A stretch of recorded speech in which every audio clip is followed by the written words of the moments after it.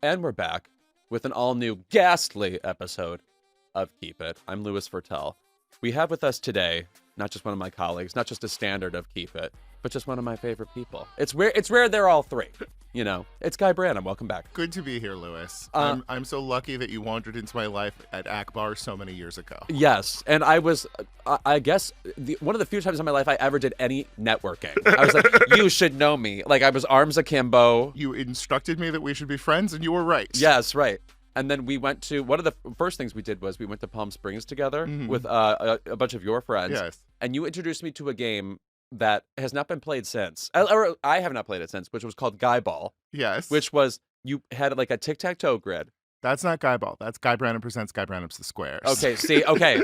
Allow me. So it's a Hollywood Squares grid. Yes. And we would go around in a circle, putting a celebrity name in each of the boxes, as in, like, what would be the ideal Hollywood Squares board? You know the game show Hollywood Squares? Think of that.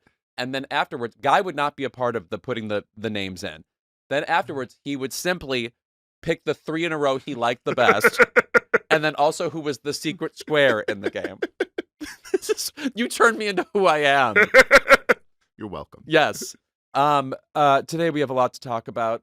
First thing we're going to talk about is Project Hail Mary, which feels like a trick being played on me in that it's a huge hit. Yes. But then also everybody you know has read the book, but they've never brought it up before. Yes. I mean, I think there is this weird unspoken hunger for competence porn, for stories about people being, but it's not just competence porn. It's also a story of a person being re-energized to take on a problem and solve a necessary problem. And I think that that's a space where so many of us are. And I think just like, so frequently when I'm in an emotionally bad place, I will just read nonfiction. I will read a big book about the history of Prussia just to sort of like soothe myself. And I think there's something about a book like that, about like a problem getting solved. Yeah. That is really satisfying. Well, also it's like, so I'm not a video gamer at all, but I do understand the going on YouTube and looking at people defeating a video game without ever making mistakes. Yes. Like that is deeply soothing, especially if it's like games I once played or something. I'm like, oh, please, I want to see the Tomb Raider never get into a bad encounter with a Bengal tiger. She just mows right past it. Yes. I mean,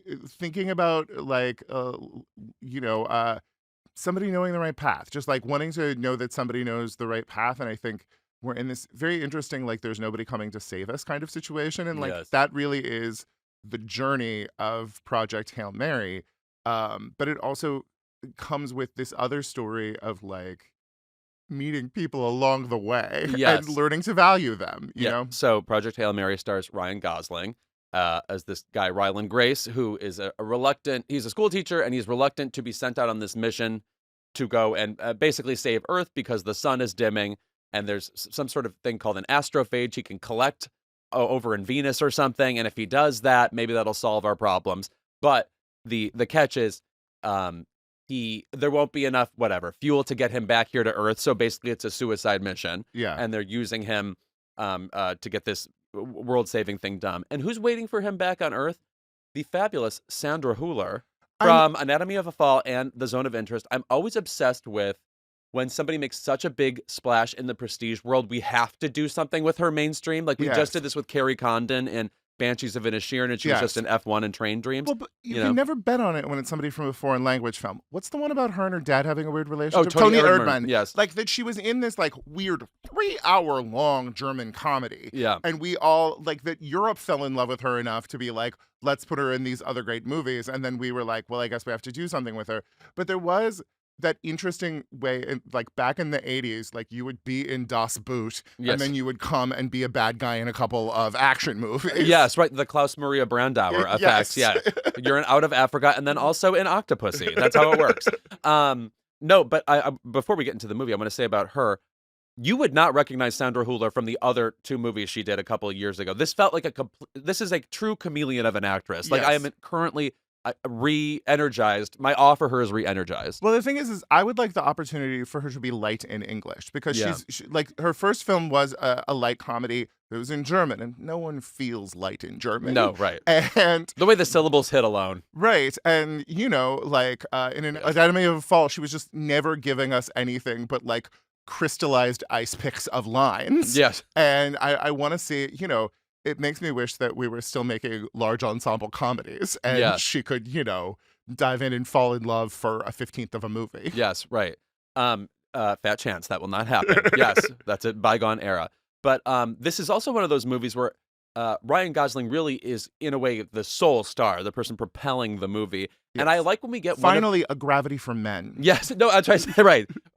It's sort of Gravity is the obvious sort of predecessor to this movie, but we've had a few of these over the years, like All Is Lost with Robert Redford, where he's Yeah. just on a boat that's sinking, and you better get off those old knees and figure this out. Yeah. You know, Sleuth from the '70s, which is just Michael Caine and Laurence Olivier, and they're sort of stuck in a house. That's another one.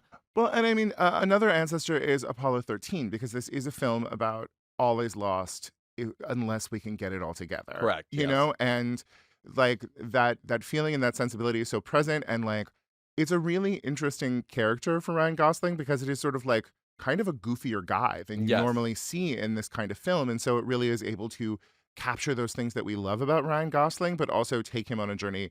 Like, I think it is interesting for a man who played Ken to figure out, again, in a very kind of Sandra Bullock-y way, what is the thing that he can win an Academy Award for? And Yeah. like his signature comedy role in a supporting category was great, and it didn't win. And I think this is something that, even though it's being released early in the year, might have some traction. I mean, when it's gonna make a good deal of money. Oh, it's crazy how much money it's already. Again, every year I'm sort of convinced, oh, we're done making money at the movies. But I also sort of think that after the Oscars, people get excited for other movies. They're like, let's bring on the new stuff. Also, we want monoculture so bad. We want monoculture like as a main course, or maybe as a bento box Yeah. with all of our niche culture. Like, we want to have that thing that we can talk to people about. And it's so funny that you're like, this story of people have all read this book and it's a huge bestseller, but aren't talking about it. And like, we want to have discourse not just online with these things, but with our friends. Yes. You know? Also, I want to say, like, based on just casually surveying people about the book, the way people love it, I feel like the movie is a bit sillier and more comedic than the book Yeah. is, which is fine. But I feel like the awe that people have attached to it, you do get that in an IMAX screening of it, because there's a lot of visual splendor. In fact, the most impressive thing about the movie is how it looks, how he travels through this gravityless sphere. Yeah. And how much comedy is wrapped up in that. Like, he'll bump up against things really casually, and it's really funny. The two directors, Phil Lord and Chris Miller, I do think add a greater comedy touch to the book than is previously there. Yeah, these are the guys who gave us the animated Spider-Man movies. Yes. So it's people who are like thinking about the world and space in a dynamic way, but people who understand how to get jokes and fun into something. The novel, I believe, is by the same author as The Martian. Yes. And so it really is giving you like a similar journey of process and lack of hope and all of that, but like on a bigger and sort of more conceptual screen. Yeah. You know? I would also just say that it feels a little bit more Spielbergian, this Yes. movie, and that it kind of feels more rated G, too. Well, there's also, the first time I saw AI, I was very bored and annoyed by it, because like I was like, it went so far to give you a happy ending Yes. that I felt annoyed with it. And then I watched it later as a full adult and like was like, oh, guy, that was the point. It like, the point is that humanness is the ability to imagine so hard that you're going to get there eventually. And I think that it did have that kind of Spielbergian optimism, which can, you know, felt saccharine and distasteful when we were all full up on it in the mid-90s. But I think now is something we'd like to see. Like, somebody has to start imagining how this world can work again. Yeah. And this is a film that is like, I mean, in a big way, it's very on point, because it's talking about like environmental disaster and having to solve that problem if we're going to keep human beings alive on this planet. But more immediately, it's about how do we believe in science and institutions and expertise enough to get ourselves moving forward. But also, this is very much a buddy comedy, because Yes. what happens for most of the movie is he meets an alien in space. And I just want to say, if I get sent on an intergalactic science journey, and most of my time is spent meeting somebody from the Jim Henson Creature Workshop, I don't know if my skills are being utilized to the best of their ability. But I will say, so he meets this like kind of crustacean-looking creature who looks A like little rock man? Yeah, he is dubbed Rocky. I have to tell you, and by the way, I believe a lot of it is practical effects. It's just puppetry used to make this creature occur. Through whatever science we finally can hear Rocky talk back to him. They have Uh-huh. normal conversations or whatever. I do have to say, sometimes the creature looked to me like the dancing chickens from the Peter Gabriel Sledgehammer video, and I could not get a. But it is sort of like claymation-y vibes. I you know? loved that we got just enough Arrival in this movie. Just a soupçon of Arrival. But I believe Not the whole Forrest Whitaker, just a tree. I believe that we, again, 1990s into 2000s, got too good with our cute child technology, Mm-hmm. and it was overclocked, and stories never felt real because everyone was a Muppet. And also with our like adorable little sidekick characters, they were a little too much.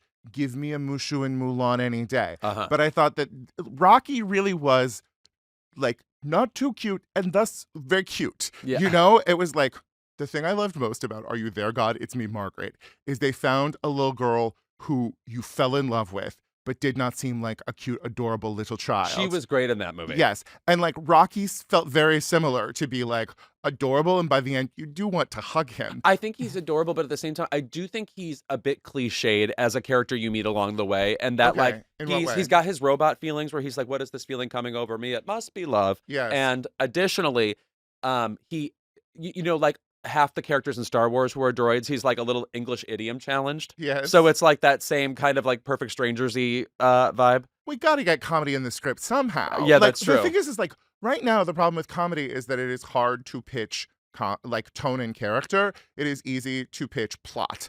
And I think little things like that are things that let the studio know along the way, yes, we are going to be having good times here. Yes. Okay. Well, you fucking love this movie.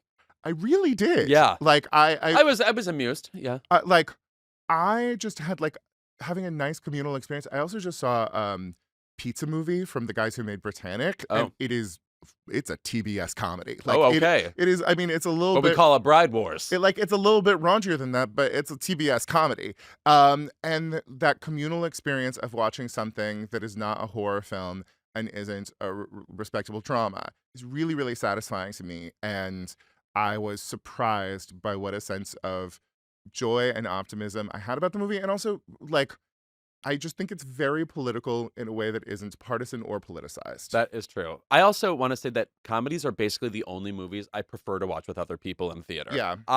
When I go to the movie theater, to me, it's like seeing, August Wilson on stage or something. Like, I'm dialed into only the actors. Nobody around me exists, etc. Yes. I want to know what I think of what's happening on screen. I don't need to share that opinion. I want to come out of the theater and be right about what I think. You're reminding me of watching Tar with 4 other people in the middle of the afternoon in San Francisco. Yes, right. You mean heaven? Yes. But a comedy, like, I like hearing the laughs reverberate and, being a part of that. Well, unfortunately, Pizza Movie is only going to be on Hulu. But I would say, like, it is something, this isn't about Pizza Movie, but invite friends over. It's a good time. Okay. I'm sure you've already seen Project Hail Mary, but please let us know what you think. Here's what else is happening this episode. First of all, the fabulous Lisa Ann Walter is joining us from Abbott Elementary, but from so many other things.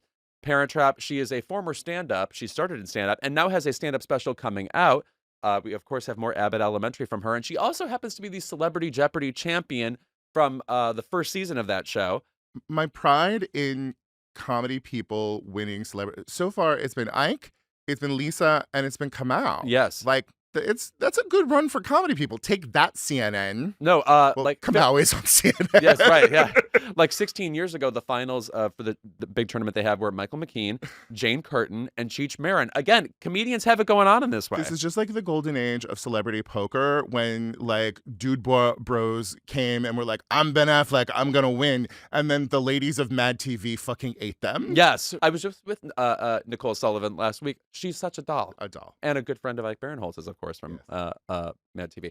Elsewhere in the episode, though, another triumph for humankind is here. The Comeback is back for its third season over, technically 22 years or something. So we're going to get in why this Lisa Kudrow enterprise is, first of all, so beloved by gay men. Yeah. So beloved by gay men. But in general, just a boon for the comedy world and a boon for television. Yeah. And the first episode just aired. I would call this basically a prologue episode for what we're going to get later in the season. So, yes, we only have one episode to review right now, but we'll just talk about Lisa Kudrow in general and, write little poems about her, I assume. Like, she is, to me, the greatest proof that God exists that we have on this planet. Oh, good start. Okay. It is a level of You're like Blake. Oh my God. it is like a level of nuance and talent that I think is so profound. Like I recently, like a couple of years ago, went back and rewatched All the Friends, and Lisa Kudrow inhabited this character that should have been ridiculous and someone you couldn't have a relation, like who was out in space, and she always grounded her in space. And I think that is the fun with Valerie Cherish, is that no matter how big she is, no matter how much she is embodying our worst cliches of a mid-level actress, you know her and you love her, and you know that she and Marky Mark love each other. Yes, right. No, she's flighty, but with gravitas. That's something that Yes. connects both those characters. And actually, that's also sort of true of web therapy, too, which was Yeah. like more experimental than totally successful. But Fiona Wallach was a very memorable character, too. Anyway, all that and more during this very, I'll say, talky episode of Keep It. Keep It is brought to you by Audible's Project Hail Mary. It's time to believe in the Hail Mary. Project Hail Mary, one of the most beloved adventure stories by Andy Weir, is now a major motion picture, so there's never been a better time to immerse yourself in the best-selling audiobook. As the sole survivor on a desperate last-chance mission, Ryland Grace must save the Earth from disaster in this incredible science-based thriller. Fan-favorite narrator Ray Porter brings every moment to life with humor, heart, and pulse-pounding tension. Now that the blockbuster movie has finally arrived in theaters, there has never been a better time to start listening to the universally acclaimed audiobook. Part scientific mystery, part dazzling interstellar journey, Project Hail Mary is a tale of discovery, speculation, and survival. Listen to the audiobook available on Audible and see the movie starring Ryan Gosling in theaters now. Project Hail Mary. Listen, watch, save the world. Listen now at audible.com/Hail Mary. Keep It is brought to you by Quince. A thoughtfully built wardrobe comes down to pieces that mix well and last. That's where Quince shines. Premium fabrics, consider design, and everyday essentials that feel effortless to wear and dependable even as the seasons change. Quince has the everyday essentials I love with a quality that lasts. Lightweight cashmere sweaters, short-sleeve Mongolian cashmere polos, linen bottoms and shorts, tees in 100% Pima cotton and European jersey linen. These are the versatile pieces that make a wardrobe actually work season to season. Quince works directly with top factories and cuts out the middlemen, so you're not paying for brand markup or fancy retail stores, just quality clothing. The cashmere is 100% Mongolian, the same stuff luxury brands use. The Pima cotton is long staple, which means it stays soft and doesn't pill. Woo! The European jersey linen is breathable and lightweight. Everything is built to hold up to regular wear and still look good. Their clothing is rated between 4.5 and 5 stars by thousands of people wearing it every day, and they only partner with factories that meet rigorous standards for craftsmanship and ethical production. I have so many t-shirts from Quince. I love shirts that I can throw in the wash a million times, and I know they will come out looking the way I want them to wear, which is to say, like I just bought them yesterday, and that is what Quince clothing does so well. Stop overcomplicating your wardrobe. You don't need a closet full of options. You need a few pieces that actually work. Right now, go to quince.com/keepit for free shipping and 365-day returns. That's a full year to build your wardrobe and love it. And you will. Now available in Canada, too. Don't keep settling for clothes that don't last. Go to quince.com/keepit for free shipping and 365-day returns. Quince.com/keepit. Lisa Kudrow has graced us with the return of Valerie Cherish on HBO's The Comeback, airing on Sundays. The series, which began in 2005, oh my God, think back to that for a second. Kelly Clarkson's emerging. We're still wearing too low of jeans. It's tough. Anyway, The Comeback is back, and it follows Cherish as she manages rehearsals for a staging of Chicago, acting on an indie movie set and recording her own podcast. First off, Guy, for the children who might not know the importance of The Comeback, let's catch them up. And based on the premiere episode, are we on board? So the premise of The Comeback is in the original show in 2005, Valerie Cherish was a washed up 1990s sitcom actress who had been successful but not successful enough that she was set for the rest of her life. Mm-hmm. And she has the opportunity to be on another multicam, to have back the money and the fame that she had missed so much. But along with that part comes the necessity. Like, the network is also requiring that whoever gets this role also has to do a reality show about their comeback. And it's about this person who is used to the veneers of Hollywood, like being able to protect herself behind, the idea of glamour, and really wants to embody this glamour and this sense of being saved and protected by your famousness. Untouchability a bit. Yes. Who is forced to undergo the greatest humiliations in front of an audience to recapture the thing that she once wanted. Like you can get the thing that you want, but only by giving up everything else that you want. Right. I will say when I first watched The Comeback, like in 2005, I thought I was just gonna hate it because it was so rude to her. Everyone was Yes. so rude to her that I thought the entire joke was watch this self-absorbed idiot go down hard all the time. But as the show goes on, it becomes more about the resources she secretly has to survive these horrible indignities. And also the comedy of the show is that all of Hollywood, basically no matter who you are, but especially in her case, is one indignity after another. Yes, the original review in the New York Times of The Comeback is a joint review with Entourage. And it says, Entourage is the fun, playful version of this show, but it's too hard and uncomfortable to watch this show that it also thinks is about us trashing this woman who we think is bad. Like, it is this very straight Gen X irony understanding of what that show could be because we just didn't have the technology at the time to understand. We didn't have Snatch Game. Yes. And like Valerie Cherish is the greatest Snatch Game performance of all time. Yes. It is like Lisa Kudrow being able to inhabit a character with a bunch of ridiculous, terrible tics and bad habits and like Gen X improprieties, but also loving this person and understanding that they are a genius at the dumbest thing. Yes, right. Which reminds me, by the way, when I watched Nicole Scherzinger in Sunset Boulevard on Broadway, Yeah. I would say the real wrinkle she added to that character is within the song With One Look, you get the sense that she was an amazing actress. Yes. Whereas in the original Sunset Boulevard, it's like maybe she had a moment of being really good, but she's totally lost that ability. Yeah. And I feel like that's part of what I end up loving about this show, too, is the sense that even though she is this flighty, completely not clued in woman, there is some technical ability there at the end of the day that is undeniable. There are a couple of really great sequences from both of the previous seasons of The Comeback, but one of the iconic ones is like Valerie Cherish wants to lose weight because she's going to be on TV again. And also she has like only one line in an episode because she isn't young and sexy enough. They're essentially writing her off of the show. And so you watch like static cam footage in her kitchen of her continuing to eat portions of a cake that she shouldn't be eating while just practicing the line, I don't need to see that. And it gets more and more exaggerated and strange and accidentally horrific as she keeps going. But then she fucking gets the laugh. Yeah. Like then she gets the laugh and she lands it. And I think like the show is really challenging you to ask like what is the line between it. It's a show about cringe. It's a show about cringe with heart. And I think it will be interesting to see how, I don't know how much Gen Z is watching prestige HBO television, but at a point in time when the children are scared of cringe more than anything else, how will they be able to embrace Valerie Cherish? I also think, by the way, like this show is almost in danger of feeling watered down now because since the advent of this show, so much of TV is about the cringe comedy. Like every mockumentary we've gotten since then is about like awkward pauses and that person revealing themselves with a line that, they didn't mean to sound that stupid or whatever. But honestly, the take on Hollywood is so fucking bleak and dark in this that it's undimmed. Well, it's like there is no infrastructure left for her to cling to. And like one of the really delicious things about the first episode is she and Mark have moved to a condo and she's very excited about it, but you can tell that this is a couple who are having to downsize because the entertainment industry isn't what it once was.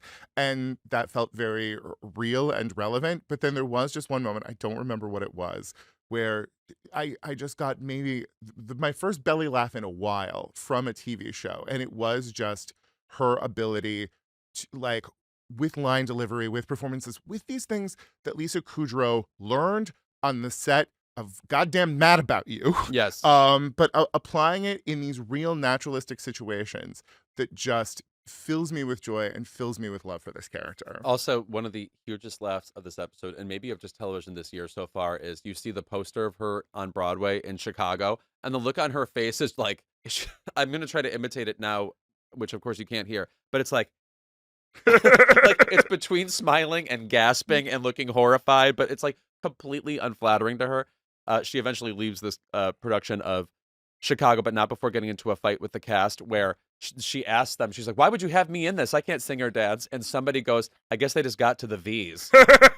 It's so brutal. No, it really is like truly 10 years ago, right after, I mean, not long after the first season, she was at Chelsea Lately and she was talking to my friend Heather, who she knew from the Groundlings, and she was like, this idea of Valerie Cherish as Roxy had been sort of with her for decades, and she was trying to figure it out. But it really is that, the way that Casablanca was a movie about everybody who, like, the wretched refuse of Europe that had been scraped off during World War II. Like, Valerie Cherish is that, like, ultimate survivor, but necessarily refuse of this entertainment industry. Yeah. I also worried this show wouldn't catch on anymore because it's like, what actor is honestly too cringe for social media anymore? Yeah. Like there's no bottom. You know what I mean? Like influencers are so shameless that in a way, like she not only fits right in, there's a resting dignity to her that she even does social media at all after being, by the way, an Emmy-winning actress. Okay.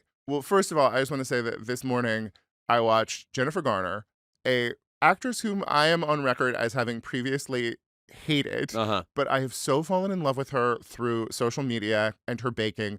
She played like My Sunny Valentine for Reese Witherspoon on a saxophone for Reese Witherspoon's birthday, and it's just like, she is the best at social media. Like, she really is. Like, this is why this is how I feel about Valerie Bertinelli. I mean, where she just gets up, she goes, "I'm having a terrible day." Valerie Bertinelli, we talked about this when we interviewed her on Valerie this show. Bertinelli, yes, like she has a level of sincerity that allows her to host a cooking show, which I think is the greatest level of sincerity required for any form of entertainment.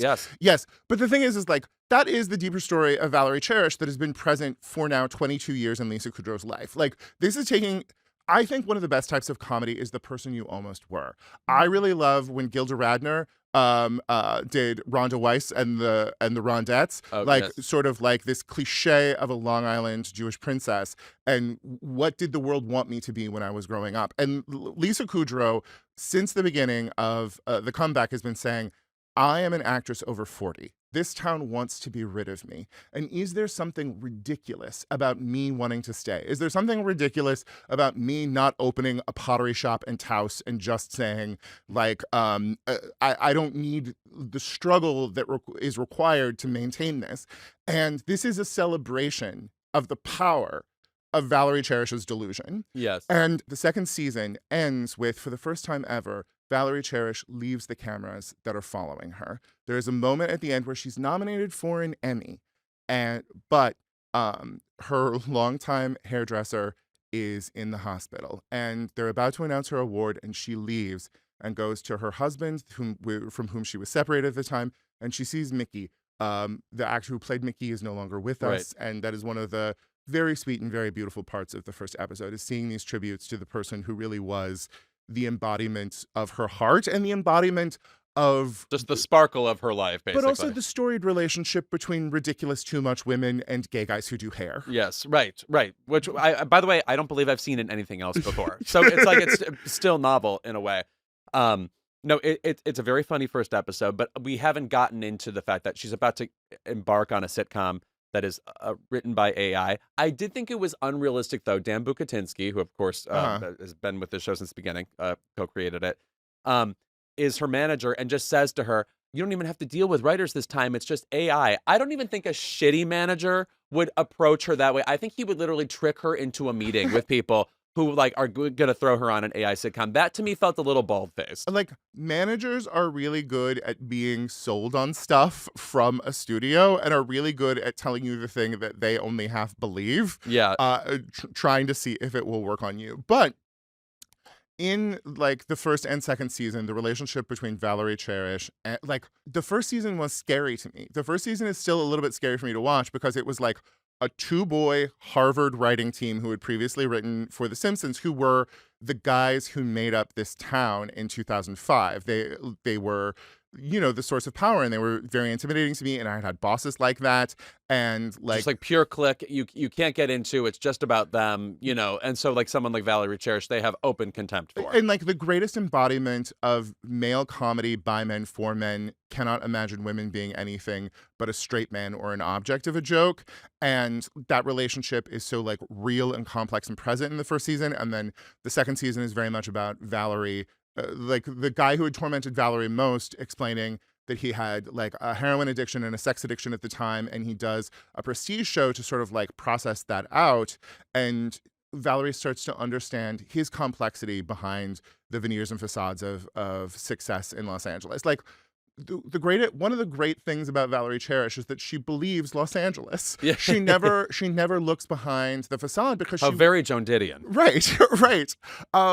And like it will be interesting to see what this season is without that relationship, or positioning that relationship differently with this like AI thing. Yeah. By the way, this show, which is, vaunted among people like you and me, still makes me realize that there is a show that remains so underrated that actually was a reality show about this, which is Kathy Griffin, My Life on the D List. Yes. Which I think, in the way that The Comeback is bleakly honest, that show also peaked at the bleakness of Hollywood, except still made it funny. It still did the thing you just said, which is she believes in the power of Los Angeles, even if the indignities are like tripling when she leaves the house. Two things. The first one is just that My Life on the D List must be read along with the comedy specials that Kathy was doing at the time, because yes. those were her crystallized sort of like comedic takes on the experiences that you had gone through with her. And also My Life on the D List did feature that relationship, but between fabulous Too Much Woman and the gay guys who write for her until Kathy fired them. Yes.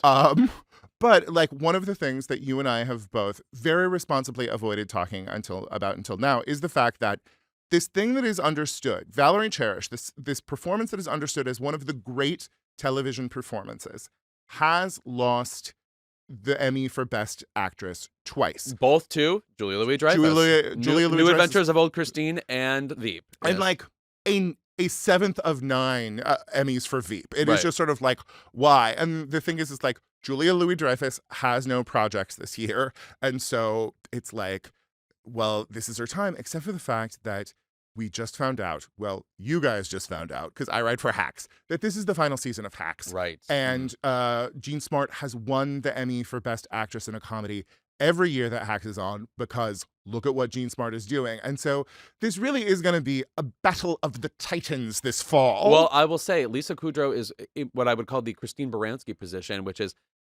imagine thinking she is anything less than a genius. She's a standard of comedy, and yet we only gave her one Emmy in the mid-90s. Yes. And we just thought that would be sufficient, basically, even though her work has gotten better and deeper, and and she's the star of the show now. But at the same time, I think what you're also pointing out is that Veep was also a show for your dad. Yeah. That was a boy show. There was one Yes. woman in the middle of the boys. Right. Hacks. She's very endearing. Written by a Harvard guy who had been a Seinfeld and I believe Simpsons writer. Yes. And had been part of a two-boy writing team. Right. No, we're discovering the parallels as Yes. we do this.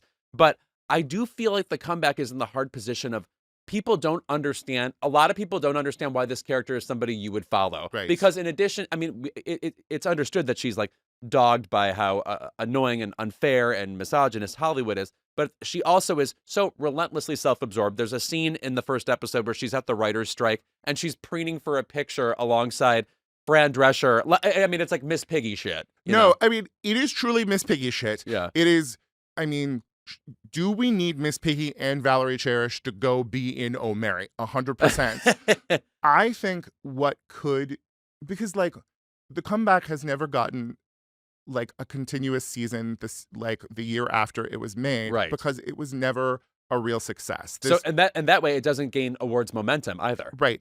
But I would say one of the differences between 2005 and now is 18 seasons of Drag Race. Okay. Like, yeah. I think that, like, the institution that is Snatch Game, the institution that is watching brilliant, delusional people be brilliant and delusional, alongside people who are brilliant and less delusional, but just as fabulous, Yeah. like, has helped America understand camp enough to understand this, like, icon of 21st century camp. But I also think there's just a general well-being feeling for Lisa Kudrow, because she is this groundlings person who approaches everything with the joie de vivre and whimsy that comes with being an improv comic. She's like, I'm developing this character. We'll see what works. We'll see what doesn't. She's not self-serious. And I feel like the general love for her, which has snowballed over time, could help her here. Also, the relationship that new generations have with Friends, and also like her press campaign for this has been really, really good. But Lisa Kudrow talking about, for the first time in her life, being able to watch Friends. Apparently, it was she has talked about the way that after Matthew Perry's passing, she started watching the show, and then recently was telling, I think, Conan, that now she just had run through all the good sitcoms and she wants to watch an episode or two of a sitcom before she goes to bed. And so now she just watches Friends because she kind of doesn't remember it. But we also have to bring up the fact that she is one of the great talk show guests of all time. Oh, and by the way, her interviews with the Television Academy, I've brought this up before, are so fabulous. She has such a great memory for like her auditions and episodes of the show and stuff. So I much recommend it. The best story, her being fired from Frasier, is one of the great stories. Her kind of hatred of the greatest multicam director of all time, James Burrows. I don't know that it's hatred because they did work together on Friends for 300 episodes, but she did believe that he tried to tank her in the pilot of Friends, and it's hilarious. But also, formerly dated Conan, knew him from the Groundlings, and their interviews previously on Conan's late night shows, but now on Conan's podcast, are just delicious. This amazing comedy performer removes an additional layer of self-censoring when she is around Conan, and it is beautiful to see inside. I have truly loved her interviews. She's somebody who's just so smart, and also the story specifically of trying out for Friends, where she's like, they didn't like Jim Burrows watched her perform and goes, no notes. And she goes, that could mean no notes, like you were great, or like you're not even worth dealing with. After she had previously been fired on the Frasier pilot, which he also directed. And so she assumed like this is all going again. He told her to deliver Phoebe's monologue from the first episode from underneath the table. And then apparently Marta Kaufman came up and was just like, why did you do that? Yeah. It is really a clear sign of the importance of having female showrunners, that instead of having people be like, she's crazy, Marta Kaufman was just like, what's going on? Also, that's true. I mean, I literally think a woman being there probably was instrumental. Yes. Who knows? But yes, this season of The Comeback will feature some uncharted stuff because we're not living in the timeline yet where actual AI is like writing our sitcoms beyond what's on, like, I think, verticals. Yes. By the way, that's a part of pop culture I won't be invited to, and I won't accept the invitation once I go. Louis Virtel, you're behaving as though we don't live in a world where that's the job of every very attractive 24-year-old gay guy or heteroflexible. Oh, yeah. Like, how are you not having conversations with these people at bars? No, because I'm too busy talking about people like Sandra Hüller. Do you see? Fair. I live a cloistered, rarefied existence. Like you. Come on. Don't pretend you're not me. Stop it. Okay, anyway, we'll be watching. We'll be right back with more Keep It. But first, we are gearing up for the midterms, literally, with merch from the Crooked Store that does the yelling for you. Grab a due process freak tee and get ready to fight for the basic rights Trump seems to think are more taboo than actual pedophilia. Whatever issue is getting you out of bed and into a phone bank shift this year, the Crooked Store has merch to help you spread the message. Head to crooked.com/store to shop. We'll be back with Lisa and Walter. Keep It is brought to you by ZBiotics. Let me tell you, if there's a surefire way to wake up feeling fresh after drinks with friends, it's with pre-alcohol. ZBiotics Pre-Alcohol Probiotic Drink is the world's first genetically engineered probiotic. It was first invented by PhD scientists to tackle rough mornings after drinking. Here's how it works. When you drink, alcohol gets converted into a toxic byproduct in the gut. It's a buildup of this byproduct, not dehydration, that's to blame for rough days after drinking. Pre-alcohol produces an enzyme to break this byproduct down. Just remember to drink pre-alcohol your first drink of the night. Drink responsibly and you'll feel your best tomorrow. It's been a thrilling awards season, which means my friends have been enjoying some drinks at all of our watch parties. And lucky for them, I'm handing out pre-alcohol before the drinks even begin to flow. And sure enough, everyone is waking up effervesced the next day, just in time to write shady jokes about the winners and losers on the group text. I think we're all a bit skeptical about pre-alcohol initially, but once you see it work, you know it's the real deal. March is a marathon of social events, from the slopes to the bracket watch parties to Guinness on St. Patrick's Day. Pre-alcohol is the tool you need to fully enjoy the end of winter. Go to zbiotics.com/keepit to learn more and get 15% off your first order when you use Keep It at checkout. ZBiotics is backed with 100% money-back guarantee, so if you're unsatisfied for any reason, they'll refund your money, no questions asked. Remember to head to zbiotics.com/keepit and use the code KEEPIT at checkout for 15% off. Keep It is brought to you by Smalls. Cats. They're sleek, elegant, and not impressed with your antics, just like me. Also, like me, they're very particular about their food, which is why I'm excited to tell you about Smalls. If your cat could choose what they eat, I'm pretty sure it wouldn't be dry pellets from a bag. Smalls Fresh Cat Food is protein-packed recipes made with preservative-free 100% human-grade ingredients you'd find in your fridge, and it's delivered right to your door. That's why Cats.com named Smalls their best overall cat food. For a limited time, get 60% off your first order, plus free shipping when you head to smalls.com/keepit. Starting with Smalls is easy. Just share info about your cat's diet, health, and food preferences. Then Smalls puts together a personalized meal plan for your cat. No more picking between random brands at the store. Smalls has the right food to satisfy any cat's cravings. As somebody who doesn't have a cat but literally spent the entire last week babysitting a cat, not that stressful, actually a good time. I'm surprised I enjoyed it. Listen to this review from a real Smalls customer. Jennifer M. said after every feeding, he gets this burst of energy and starts running around the house. And his fur is softer and more vibrant with higher contrast. Honestly, I wouldn't recommend anything else. Smalls was started back in 2017, remember that? By a couple of guys home cooking cat food in small batches for their friends. A few short years later, they've served millions of meals to cats across the U.S. I had to feed my friend's cat before he started using Smalls, and it took only one serving of the gray goo with questionable ingredients to insist he switched to Smalls. It's real food that his cat loves. What more could you want? The team at Smalls is so confident your cat will love their product that you can try it risk-free. That means they will refund you if your cat won't eat their food.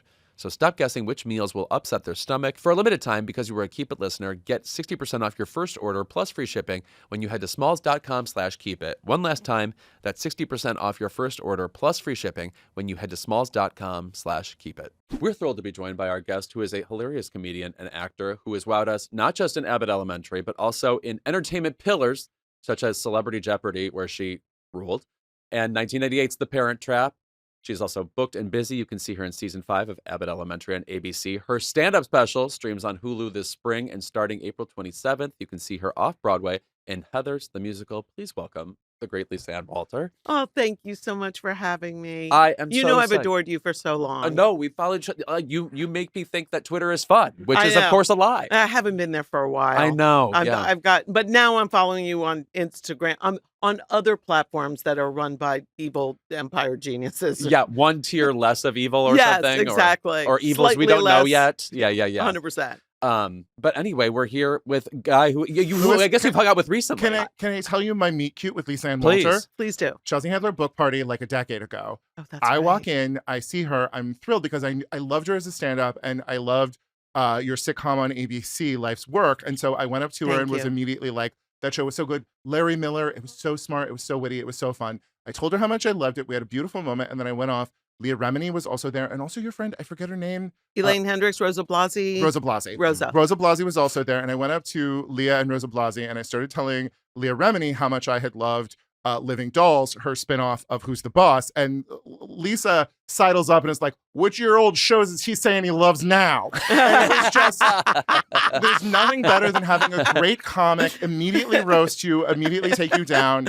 And since then, like, one of the glories of Los Angeles these days is anytime you run into the crew from Abbott, it's always a good time. You guys are such a success, and you are thank you. like on top of network television. But every time I see any of you, it is only warmth and joy that I am getting. Oh, you're so kind. Well, I mean, I think all of us feel very lucky to be in the position that we're in, and we're nice people, and that was purposeful. I think Quinta hired who she thought were going to be kind to each other on set. I think that's everybody from top to bottom in our crew. So there isn't anybody that isn't nice. It's one of the things that I'm proudest of on the show. Obviously, the show is good. I think so anyway. But also when people come and visit and our guest artists on our show, they say there's no place that they felt more welcome. So that makes I me was feel just good. at the GLAAD Awards recently, and you guys were all there because Quinta was receiving Yeah. an award, and I could Ally immediately Award. observe the vibe. It Yeah. was just like, oh, these are people who hang out. Yeah, we like each other. You know? A question I have. Sometimes we gossip. I purposefully have to not sit next to Janelle at award shows because we will talk shit. Well, by the Yeah. way, I just wrote the SAG Awards, and Janelle was so dynamite. She was my So favorite funny. presenter of the entire night. Yes. Like made it actual. Like some people, you forget that like patter is an art form, Oh, and yeah. like she comes up there, and I was like, no, now it's all yours. It's like Yes. I didn't write it at all. you Yes, know? exactly. You know? She's such a great stand-up comic, and like for such a long time, like women who were great stand-up comics like didn't get to truly like break through and become icons the way that the dudes did, Yeah. and found work as writers or found work as actors. Right. And was so excited to find out that you were doing a comedy special. What was that? Most people, like a lot of people, don't know that you were a stand-up. What was that journey like? Yeah, that's wild. First of all, I want to say, going back to how you opened this, that it was really meaningful. I was being a smart aleck, but it was very meaningful when you said to me, I liked your show, I watched your show, because I co-created the shows that I was given based on my stand-up personality. Yeah. And they were really important to me because it was a representation of the women of my generation who were taught you have to do it all. Like Yeah. from the time we're little, the closing bit in my act was about you got to raise a family, find a cure for cancer, have a flat stomach. You can't do it all. This is why we're bitches. Yeah. But that idea of balancing work and home life had not been on TV. There was either family shows or work shows. And you'd always see like a woman with a briefcase going, oh, today was a beast. And you'd be like, what's she do again? Yeah. And I said, that's not the experience of anybody I know. So when people found that show and responded to it, it meant a lot to me because I created it. So thank you for that. I wasn't trying to be a smart aleck when we met. Oh, I give you permission to be a smart aleck to Guy. Okay. Stop. All right. Well, then, yeah. Keep it going. One of the things that truly amazes me is like, because your show followed Roseanne, right? Yes, Like- we were on after Roseanne, and by the way, Roseanne in those years was top 10 show Yeah. every year for a decade. And you guys right? held the audience very well. We actually built on her audience for a number of weeks that we were on. And Yeah. it's just really amazing to me that Abbott has now been on for like 5 seasons, and we have not seen that companion, the ABC be able to produce that companion, like another show with a comic, a show from one of your guys' writers and stuff.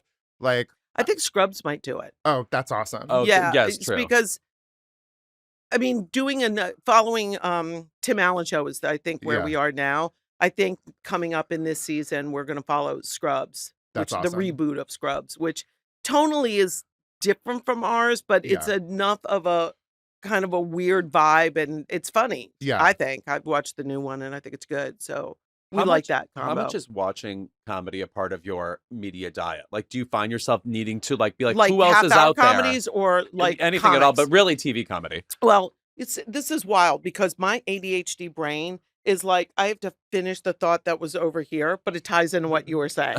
So watch this. Mesh. I should have done a stand-up special when I first got to LA. When I was first like, oh, she's the next person we're going to offer a show to. Yeah. I used to joke and say like, oh, they're handing out shows to comics like Tic Tacs at the airport. Not true. You were very lucky if you got that brass ring Yeah. to create your own show. And I had like an hour and a half solid, not an hour and a half of fumfering. Yeah. Like an hour and a half that I could plan on where I knew where the applause breaks were, Yeah. where the standing ovation breaks were. I got a standing go halfway through my show when I was doing stand up back then. I should have done one then. But and like I got to be friends with Whoopi Goldberg after I did a movie with her. She Yeah. introduced me to Caroline at HBO and was like, we need to give this girl, we need strong women Yeah. doing specials. And I'm sitting there like, ha ha ha, whatever. I should have. Yeah. I should have said, yes, we should do that. Because I was one of the top women at the time. Yes. And people now don't even know that I did it. right. Right. So I didn't do it back then. There was maybe 10 female comics in the country that people knew their name. Yeah. Right. Right. There was like You did Paula Besides the- Poundstone. Paula and, Poundstone. Yeah, Margaret Cho. Yeah. Margaret was kind of along the same timeline as me. Yeah. Janine Garofalo got to be known because then Yes. she did movies. Yeah, Sandra. Right. Who- Yeah. mhm. But Who you, else was Sandra there? There was- Bernhard, Yeah, yeah. there was like not that many. right. So getting one was really a big deal. Yeah. And what I was doing was different from what almost every other female comic besides Roseanne Yeah. was doing, because I was talking about having kids and being married and trying to make a long-term relationship work and all that, happy horseshit. But grounded and cerebral. Thank like, you. You all. And also, ended with a bit about a blowjob to a hairy guy. Wasn't that cerebral. That's exactly was what a- I get in my head. It was a thoughtful bit about a hairy blowjob. Well, okay, one thing I find fascinating about your career is because I'm a little bit older and so I didn't connect with it, but the way that like for millennials, there is just an immediate love and adoration of you from Chessie and the Parent Trap. Yeah. And what is that like negotiating a world where so many people when they were 7 were like, I wish I had a friend like this. Oh, it's so funny. People will come up and immediately start apologizing. The apology comes first. I'm so sorry. And then I know it's going to be something beautiful. Yeah. And then they tell me their story, or I get it a lot of times, on social media. I didn't feel connected. I was gay. I was different. My parents divorced. I was unhappy, and you made me feel loved. And I thought if I could just get a hug from you, everything would be okay. And I'm going to make myself cry. I'm going to manipulate myself. But I would say I don't want to bother you. And I know you're doing your thing, and I'm like, you would be surprised at how not bothered I am by that. Like, I have kids to ignore me. Like, this is fine. I love the love, and it makes me feel wonderful.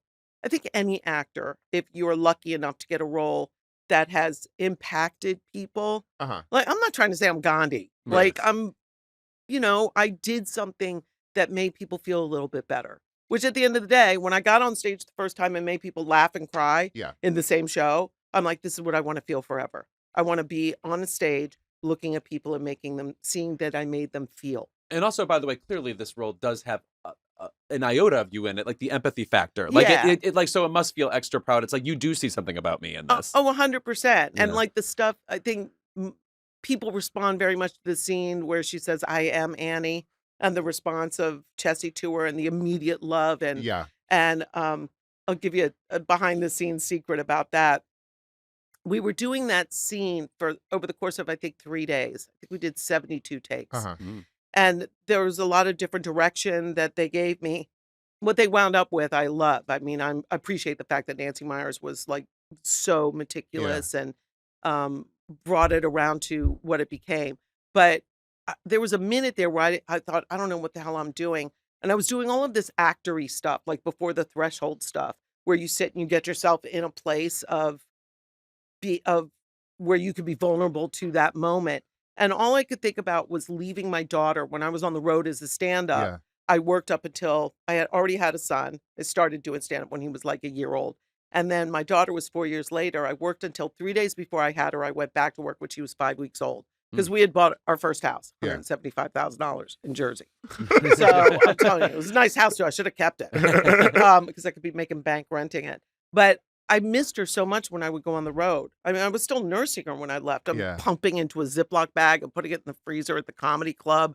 Like, this is shit that guys who are like complaining about their bad Denny's breakfast will never deal with. I was on stage like in the first time I went back. It was at Comedy Connection in Rhode Island. And I'm on stage and I'm talking to the audience and I was talking to them about having a baby. And I'm like, I'm peeing right now. I'm literally incontinent, leaking milk and peeing. Like everything was liquid.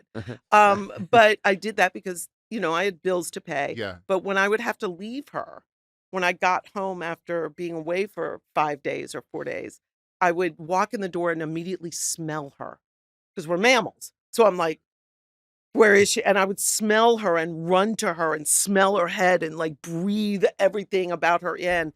And that was the place that I was in before I would shoot those scenes for that scene, those takes for that scene. And so that idea of missing this thing because I think Chessie those are hers. Those babies are hers. And when one of them goes away, she misses it like it's one of hers. She raises the other one like it's her daughter. Right. So that's where I was. So when people respond to it, it's because what I was doing was real. You put it on the line. Jesus. Thank you. That was way too long a story. I'm sorry. You're like, story. Bitch, we got 10 minutes. It was a fabulous story. So how much have you been able to do stand-up over the last 20 years? I did stand-up, of course, when I got to LA, and then you have to do showcases, and then the networks want to do a TV show with you, whatever. And then I was doing the show, like Quinta's doing this. That was me. I was like writing. I was on stage, for every scene. If I wasn't actively producing the show, I was out promoting the show. I was flying to New York. I was doing gigs all over not comedy gigs, but doing promotional gigs. And I had 2 kids. So I was busy. And so I did not do stand-up then, and I should have. I should have never let that dip at that time, because then it was always a question of coming back into it and working up the material, because my material was always based on where I was in my life. And to me, stand-up is funny complaining. Like the comics that I loved when I was a kid were the people that were truth tellers, like Richard Pryor. Like I didn't respond to first of all, there weren't any female comics that you got to see. There was Joan Rivers and Phyllis Diller, and they weren't talking about stuff that sounded real to me, right? So I gravitated towards the truth teller comics, and that's what I always did. So when I got to a point in my life where I was like starring in a TV show, it was really hard for me to do stand-up that I thought was relatable. Because I'm like, I'm not talking about a regular life. This is a weird ass life I'm living. That my husband came out to me in between the first show and the second show. and he didn't want the kids to know. He didn't want our son to know because Yeah. he was not comfortable yet with who he was. Yeah. Right. So he didn't want him to think differently about his father. And I couldn't really talk about my life and avoid that entire part of it. Mm. Yeah. So I didn't do it for a long time. Oh, I that's so started interesting. Yeah, I Mm. started to do it again, and then I got with the father of my twins, and he didn't think I should do stand-up because he thought it wasn't feminine. Oh, Oh, damn. God. Yeah, and told me that. And I'm in it. If I showed you a picture of him, you'd be like, okay, I get it. I get why you were a moron. That's right. Yes, sir. If you have Yeah. any question about why this is a comedic Yes, voice that I Daddy. connected with in the 90s, Yeah. this is becoming very I'm clear. gonna show you a picture when we're done with this, and you're gonna be like, I'm gonna I give get up my it. comedy for good. You're I right. get It's it too more. Queenie. Yeah, exactly. And he said I should be doing stand-up. I'm the funny one, and I'm like, tell one joke on stage, no. mofo. That reminds me of my rule I have about supporting comedians, which is make me laugh once. I can't root for you unless you make me laugh one time. Thank you. Yeah. Exactly, like a real laugh. Yeah, right. Yeah, that I remember. Yeah, Yes. exactly. So, so I didn't do it when we were in that relationship, and I also had twins, and I was doing a show, an hour-long show in Vancouver, and hour-long it's a bigger day. Yeah. It's like you're gone for like 12 hours, then I'm coming home and nursing twins. Like I just didn't have the time in my life. Since then, I've never stepped out of it. Uh-huh. I'll do it more, I'll do it less, but I've never stepped out of it. Sherry Shepherd was the one who dragged me back into it and said, come on, we're going out. You're going to gigs. That doesn't surprise me. She has that Yeah. real workhorse, let's work every day on something energy. you Yeah. know? And when she was starting, when she was a baby comic, had done only a few gigs, I met her at a charity event in 98, 99, really young. And she got my number and stayed in touch with me and called me for advice. And then we wound up doing a show together, a little NBC show, and we stayed friends and went through divorces together Uh-huh. and, all this stuff with her getting the job on The View. And so we stayed friends all the way through. When she moved back to LA is when she said, you My taught me God. how to cook. I'm going to snatch you. You would be Make such a you." good View panelist. You've got I the would be, exact right? energy. I would And also, be. you're actually up on things and get ready for this, know about things. Oh my How God. about that? Yeah. Right? Which brings me, of course, to we have to talk about Jeopardy. Yes. Okay, Oh, Guy and I were thanks. talking about before we got into the room that, first of all, if you're not aware, Lisa Ann Walter won the tournament of Celebrity Jeopardy, which qualified her to play in the actual Tournament of Champions, Oh, which Jesus. is, by the way, some of Bring the hardest that up. trivia ever on television. I've never seen a harder show than that Tournament of Champions game that I played. Never. The actual game you played was extremely hard. Thank you. Yes. Thank you for saying But that. also- Yes. Because I don't think I'm the smartest person in the world. My dad was a NASA physicist. Uh-huh. There are smart people in the world that I don't know anything near what they know. And some people have those brains where they remember everything. That's not me. I know stuff because my mother was a teacher and talked about things and lectured just for fun. And I watched old movies and stuff. So I know about music and all this. I traveled. I know about art. I don't know that stuff. But I watch Jeopardy and I can win a regular game of Jeopardy. No problem. Yeah. Yeah. I'll get the final Jeopardy when all those smart people get it wrong. That game was bullshit. Yes. That was bullshit. And also, I That think, and very never little seen a pop harder culture, game. too. Very little pop culture, too. No, none. Yes. None. Yeah. There was a math category. Yeah. Which, by the way, this is a hard take. Math is not trivia. No. No.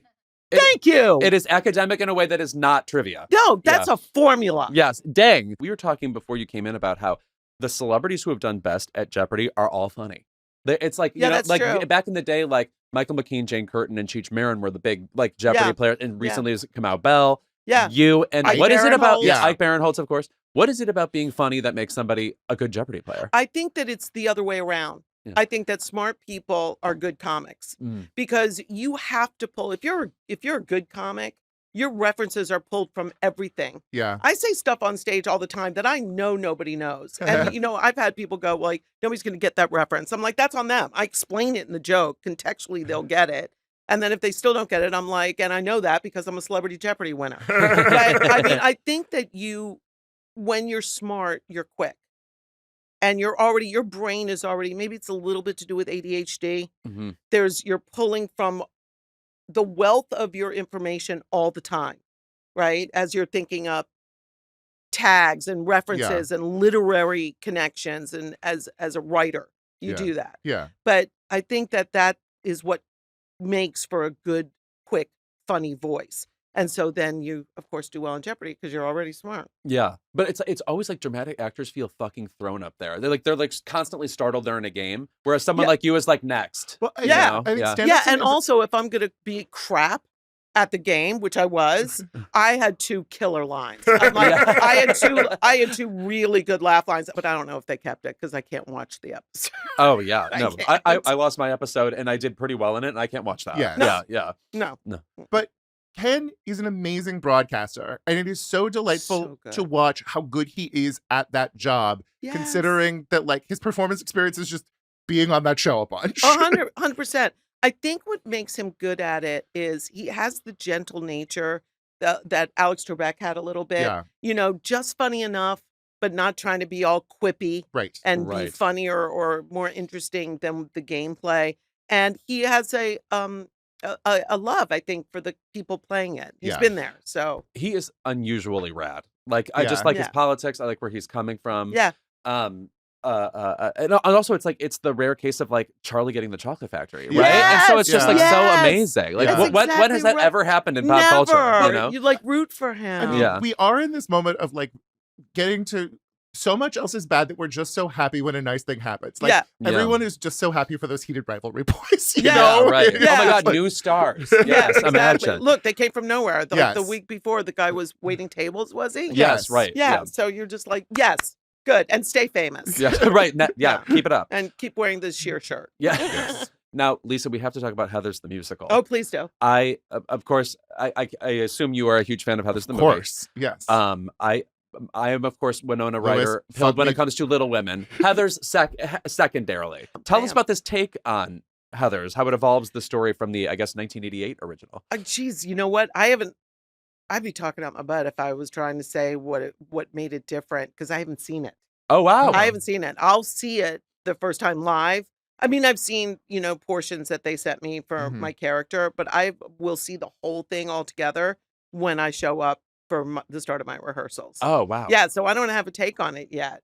But I mean, I read it. I read the book. I read the script, and it was, it was interesting because I remember the movie very well because it was so different. yeah. Yes. It was so different from anything that we had seen. We all saw movies that were like, oh, this is a mean girl teenager, and this is the one we root for. And we Yeah. all saw those movies. Cruel Intentions, a little bit different. Yeah. Heathers comes out, and Yeah. you're like, these people are homicidal. Yeah. Like, and then it became wild.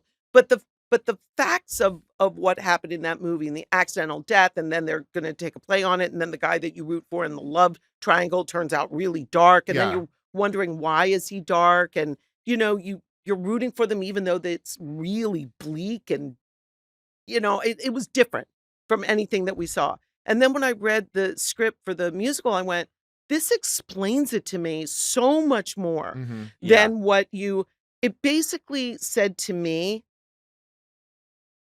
there is damage all around. All of us are dealing with the damage that other people don't know about. You don't know why that bitchy girl is that bitchy girl. Yeah. But I bet you a funny uncle touched her in a bikini area. Yeah. Something happened somewhere that turned that person. And our job is to try to lead with our own heart and kindness. And and that people are ridiculous because my character is ridiculous. But you root for the kids to win. And I think that that's what speaks to, from what I understand, is a rabid young audience that goes to see the show. Yeah. Because they're dealing with stuff I didn't have to deal with growing up. Yeah. I know Right. I didn't have school shootings when I was growing up. Yeah. We had nobody paying attention to us. That's what we had. We had me running through a field with a bumper bottle of Old English 800. My mother didn't know where I was. And cops would watch me, just like, look at her. Gen X, periodically we got abducted, but Yeah. Yeah, we made it home. Yeah. Yeah. Yeah, you guys invented the term strangers for me to learn. The Yeah. millennials. Yeah. Yeah. Oh, I could get taken. Yeah, Yes. exactly. My mother did warn us, but that was pretty much it. She was like, "Don't do this," or she never smoked. I'm gonna do a smoker voice because it's funny. Don't go with that guy because you'll never come home. I mean, and then you just spend your whole life going, "Okay, I guess that's what sex is."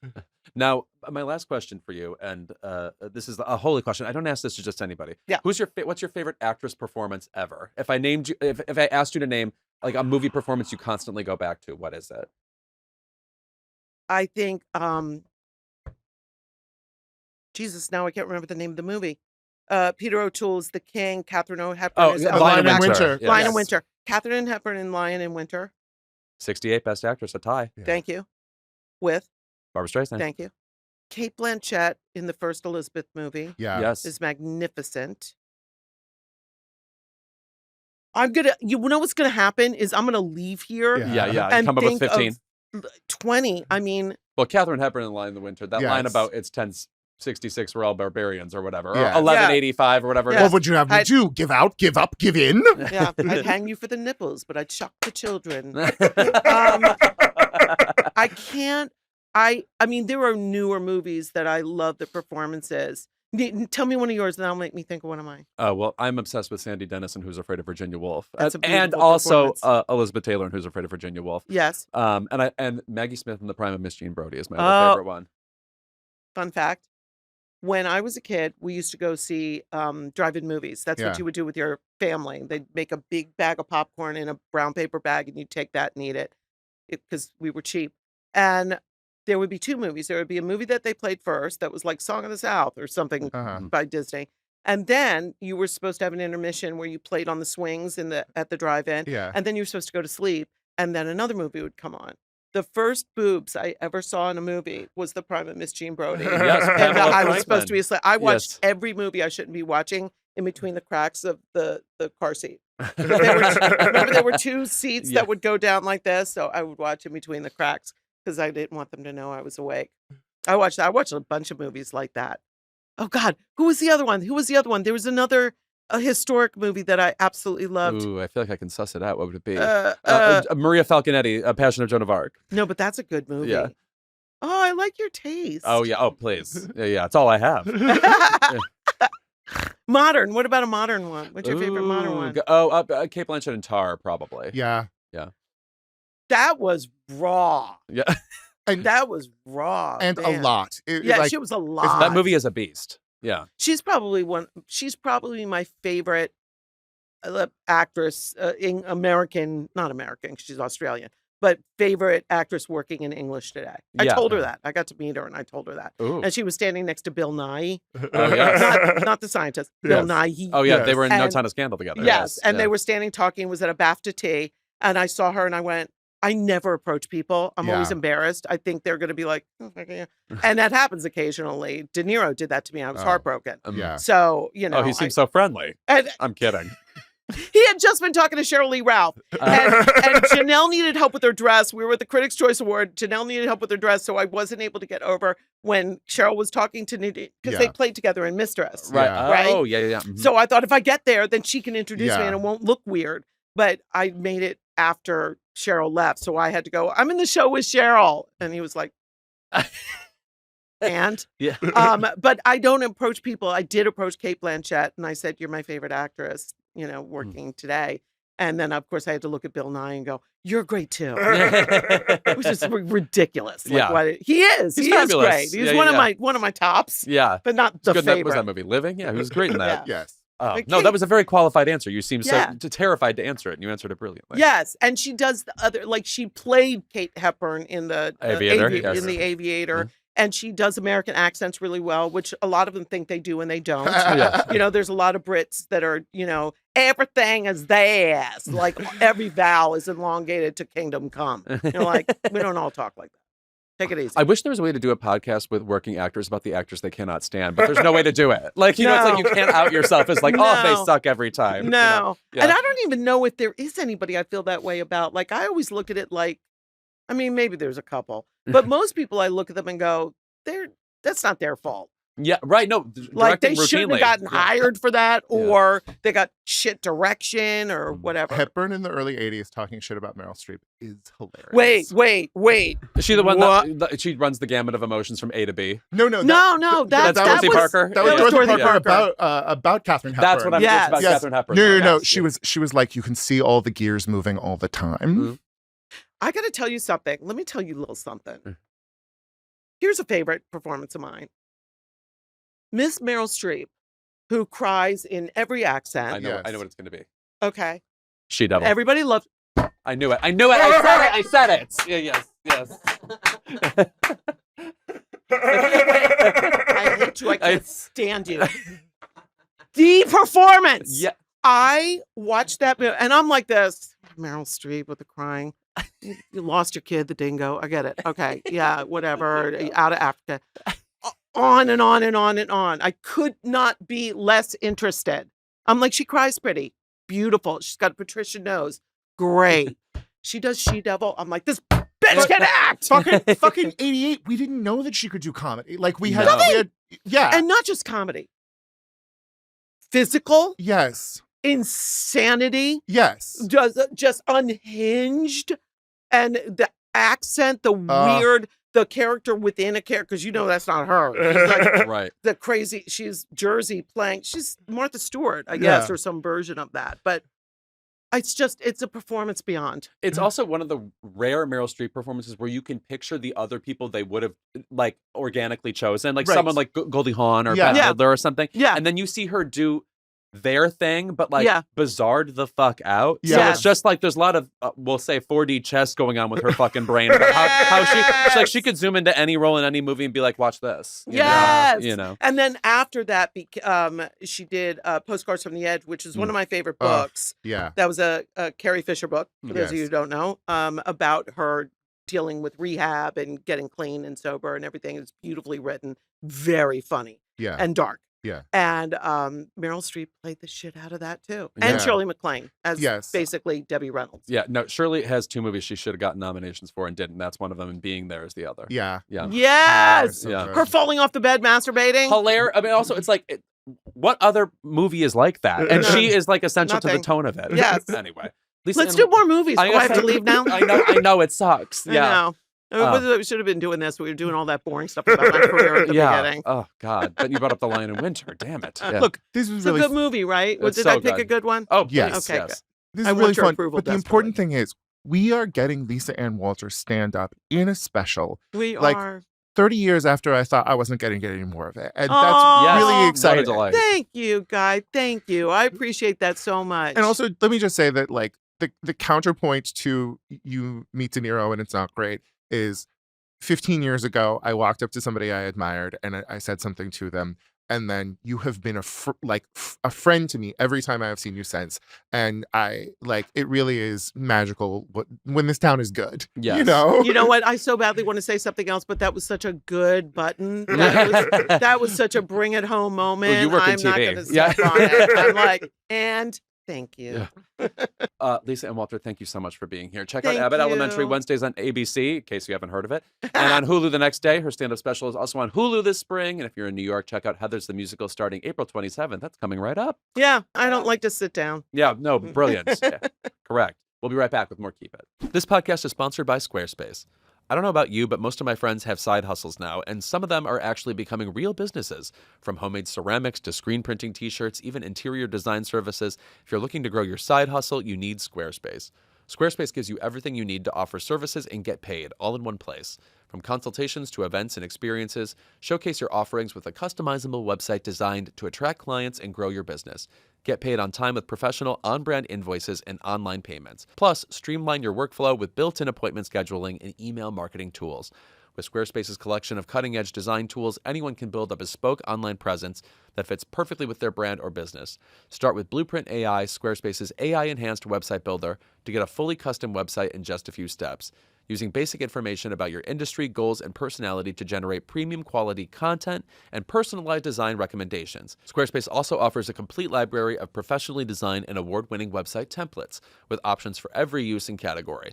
No matter where you start, your website is flexible to what you need, with intuitive drag-and-drop editing, beautiful styling options, unrivaled visual design effects, on-brand AI content, and more ways to list what you offer, no experience required.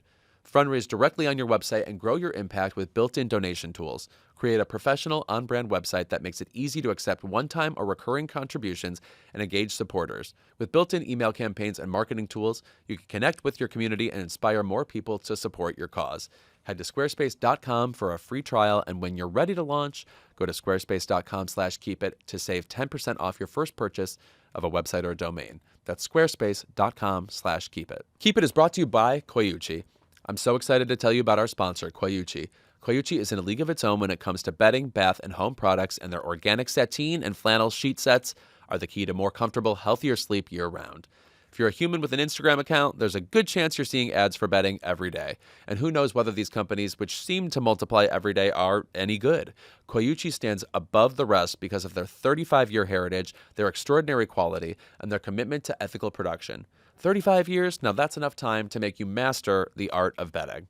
Koyuchi is luxury you can feel good about. Whether it's bedding or bath towels, table linens, crib sheets, or spa robes, all of Koyuchi's products are of the absolute highest quality, made with natural fibers, low-impact dyes, and certified fair trade. Koyuchi looks great, feels amazing, and is good for your health and the planet. If you want healthy, organic luxury bedding that lasts a lifetime, you need Koyuchi. Get 15% off your first order when you visit koyuchi.com/keepit. That's koyuchi.com/keepit to get 15% off. koyuchi.com/keepit. And it's time for the saltiest part of the episode. It's Keep It. Guy, what's rankling you? In honor of Lisa and Walter, saying they probably don't want to do stand-up anymore. You guys can keep it. Like, for so many years, there have been amazing stand-up comics, like Michael Patrick King, the creator of Sex and the City, and The Comeback, the co-creator of The Comeback. People like Lisa and Walter, so many great comics who were women or queer, who there wasn't a space for in stand-up, who didn't have, like, Margaret Gomez, who is still doing amazing solo shows in the Bay Area, but who got to 7 minutes on television, and then they didn't know a next step for a lesbian Latina. And like so many of those people, there was just the assumption, oh, she's happy now, she has a writing job. Oh, she's an actor now, she's happy doing that. She doesn't want to do stand-up anymore.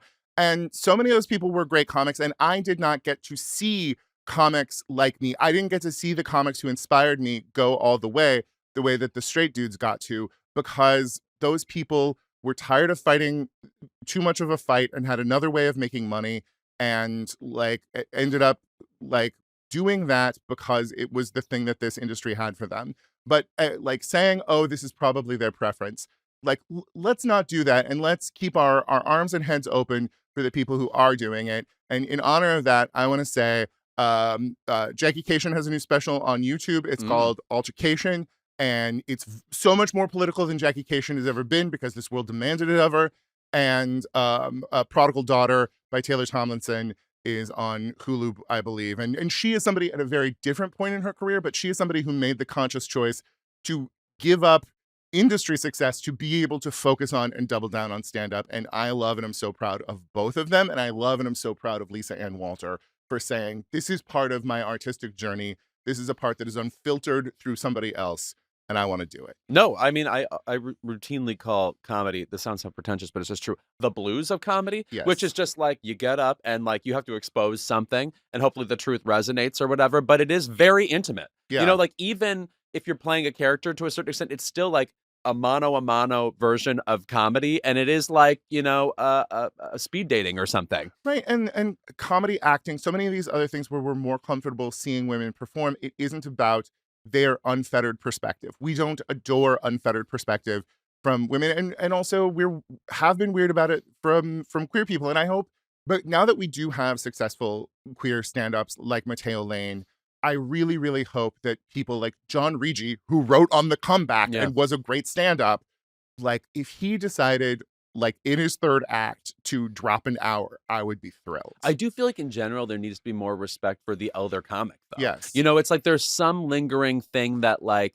stand-up is a young person's game, that they have to have that Eddie Murphy feeling of just like erupting out of nowhere, pissed and brash. Yes. You know, where it's like, I think, I mean, I don't want to call people weathered, but I think like earned experience makes stand-up a lot better most of the time. Yes. It's like, I love Maria Bamford, and every time she has like a major life event, I'm like, we're going to get something amazing out of this. Do you know what I honestly think about a lot is Maria Bamford gave a commencement address one time where she talked about all the shows she's been fired from.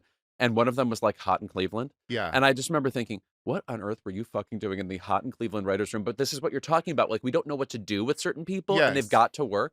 And it's just like this whole like finagling of where do you put your weird motherfucking voice? And sometimes you have no choice but to like strike out on your own. But also like a misuse of the people who weren't weird enough and could fit themselves into that system. Yeah. That like Carol Leifer was the equal of Jerry Seinfeld and always has been. But she ended up in writers' rooms, and Jerry Seinfeld got to be one of the biggest comedy stars in the world. One of the biggest Pop-Tart cinematic universe creators we'll ever have. And now it's time for my Keep It. Keep it to whatever is happening with this fucking Chappell Roan situation. I am on record as saying I think people treat celebrities horribly. I think people are resentful of the fame of celebrities. And when they get the chance to meet a celebrity, what's going through their mind is, I know who they are and they don't know who I am. And I'm going to change that for good. Like, there's literally a resentment of the perks that fame has, that they get to walk through life being known while the rest of us, are stuck in the dungeon or whatever. Anyway, so this story has emerged that this soccer player, I'm going to say his name is Jorginho. I don't watch the sport. I don't watch. I played Super Soccer on SNES in 1992. That's the last time I clocked in with the sport. Anyway, his young daughter and this guy were at a hotel in Sao Paulo. The daughter, who's 11 years old, sees Chappell Roan, has a titter about her, is a big fan, allegedly maybe runs by the table to see if it's Chappell Roan for real. And then moments later, a security guard, who Chappell Roan says is not related to her security detail, goes up to her and says, "Stop bothering the celebrities," gets up in her face. And also, by the way, this woman is, this 11-year-old is actually Jude Law's daughter. Mm-hmm. So she wanted to go meet Chappell Roan, and instead she encountered a cold mountain of a man. You knew he would get there, guys. Yeah, you knew he would you're get like, this there. is a long walk, and why? Anyway, a celebrity having a security guard who says something rude to you should not affect what you think of the celebrity. I'm sorry. Be smarter than this. You're 11 years old. When I was 11 years old, I knew not to meet Madonna. Well, also, do not meet Madonna. If you love Madonna and what she stands for, what she says to you one-on-one does not matter. But also, your dad is Jude Law, and your other dad is a huge soccer star in parts of the world that care about soccer. Like, maybe understand a little bit more. Like, and also, this is somebody who has access of a sort that most kids don't, of being able to like walk up to her breakfast table and stuff. But also, it's an 11-year-old. You understand why she was sincere in that moment. And I really, really enjoyed Chappell Roan's video explaining the situation from her hotel bed. Yes. And people get really upset about the way that this very young star has been managing her fame. But I really thought that a moment like that was really sincere and lovely. Yes. And shows the fact that she can manage this stuff. Also, it does seem like a weird situation. I kind of can't tell who knew what the entire time. Right. But the amount of people who have come out of the woodwork to be like, well, it's fame. You have to take the good with the bad. No, you fucking don't. No, you don't. You can be like, I don't want to deal with this. And it's like, maybe you risk certain people feeling alienated, but it's like, I think people underestimate how familiar people feel with celebrities because of social media, because of the world we live in. And if you want to recoil from that altogether, I think it makes perfect sense. And just because she's the only one speaking out about it, doesn't mean she's the only one who feels that way. It's weird because I do think, being able to deal with the public, you have to manage those interactions because you understand them better than this person who's really, really excited that they're getting to meet somebody from the other side of the screen, But also, and I am, let's be fair, barely famous in any way. But years ago when I was on Chelsea Lately, I was at WeHo Starbucks, the one. Yes. That no longer the Leslie exists. Jordan Starbucks. Yes. Openly weeping about a boy. Yeah. Openly weeping about a boy. And then wow. somebody comes over and is like, Guy, I love you on Chelsea Lately. Can we take a photo? And there's that interesting moment of do I take the photo with snot coming out of my nose and my eyes all red and just sort of have this moment, which is what I ended up doing? Or do you say not right now? And but even the not right now can set people up. Yes, you know what I mean? Absolutely. I just think again, I said when people go up to a celebrity, they feel like they don't know who I am. I'm going to change that. And also they think if this doesn't go where I can lord it over them. Well, I think that's part of what they think. I think it's hard. And I think it's really setting into relief this moment of they're a big deal and I'm not. And if I can make them like me, if I can create an impression, good or bad, that sort of puts me into the constellation with them. And I understand that instinct and inclination, but also Chappell Roan has to lead a life. And I think our understanding and relationship of people who are particularly new to this, God, I'm worried for those heated rivalry boys. Yeah, I feel the same way. Yes. They have almost get them actual Secret Service. Yes. And they don't have a ton of money. They did a Crave Canada show. Right. All of the money that they have gotten has been from upscale clothing brands having them put on their, signature jockstrap. Yeah. But like I worry about, and everyone is treating them like they own them. And I really hope that they, having each other and having good, solid Canadians around them, will be able to manage them through this. But it does feel like dangerous territory. I also just want to say, I want to specifically direct my keep it at this soccer guy. Yeah. It's like writing in all caps on social media at Chapel Brown, stay losing. Stay losing at everything you do. Like, you're not a fan of this woman, and yet you're like directing a mob at her because she didn't have precisely the interaction your daughter wanted to have with her. Fuck off. Because this isn't an interaction between a random fan and Chapel Roan. It's an interaction between like a celebrity adjacent person not getting the thing that they want out of it. Right. It's an ego hit for him. Yeah. Yes, that's part of what it is. Anyway, glad we settled that. I'm sure everyone will agree with me on social media. Can't wait to meet new friends. Also, I just want to say, if I am weeping in public, come over. Let's talk about it. You won't believe what I'm thinking about. I mean, it could be the 1980 Best Actress race. But it's the thing about being our level of famous is that, like, it's not meaning you can't get through the airport. And when somebody comes over, they probably do have a good story. Well, also, I feel like for someone like you and me, again, whatever we are, like H minus, I don't know what number it is. But it's like people usually want to come up to me and talk about pop culture, right? Which is different than like there's an aura about you, and I just have to be in it, which is what these people have. You want to know what I'm always ready for? What your book meant to me. Yeah. Like anytime anyone is like, I read your book, I'm like, so I guess I owe you 12 hours of community service because you spent 12 hours listening to my audiobook. By the way, Guy's book, if you've not read it, fabulous. My Life as a Goddess. When's the sequel, sweetie? We're working on it, babe. Okay. Oh, I love having a snotty interaction with you. That was almost Andy Cohen-ish. I enjoyed it. Our greatest journalist. Oh, no, I mean, he has a vibe where there are certain people like Howard Stern, when celebrities sit across them and then stories they've never brought up before just fall the fuck out. He gets stuff out of people that no one else could. I want him to go back to his like Today Show roots and just do one political interview and then go back, because like he really does. He understands. Yeah, and he's always a fan, but never impressed. Yes, I'm trying to discern what that energy is that gets those stories out of people. Like the thing is he's involved. He knows everything, but he's not charmed. He's not always charmed by it, or he's charmed by what he wants to be charmed by. Right. Like I really do think that him getting the Housewives to Housewife on a Traders reunion, while nobody else is very important. No, I feel like Margaret Mead when I watched that shit. Yes. I'm like, what spider dance is happening here to make Yes. this occur? Anyway, we can dissect that some other time. Guy Branum, thank you so much as always for joining. Thank you for having Keep me. It. Anything else you want to recommend right now, since you're chock full of recommendations these days? Well, you know, my solo show, Be Fruitful, is going to be part of Netflix Is a Joke on May 9th. So if people want to get tickets for that, wouldn't it be nice to sell out? Wouldn't it be nice to tell the people at Netflix, Guy sells things out? Yes. Okay, exactly. Me just mumbling that in my sleep. I would love to.